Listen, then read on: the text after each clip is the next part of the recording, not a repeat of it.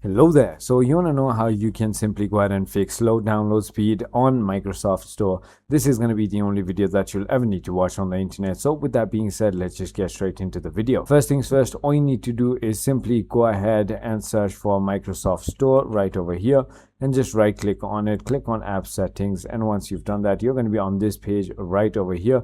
All you need to do is simply go ahead and try resetting the application by clicking on repair or reset right down here. Once you've done that, it should be working. However, if it is still not working, what you can do is simply go ahead into your Wi-Fi settings, click on network and internet settings, go ahead and click on Ethernet or Wi-Fi, whatever you're connected through. So simply go to DNS server settings and make sure that the preferred DNS is 8.8.8.8 and the alternate DNS is 8.8.4.4. Once you've done that, all you need to do is simply go ahead and open your command prompt as an administrator, just like that, and click on yes. Once you've done that, simply write net space winsock space reset, just like that, and click on enter.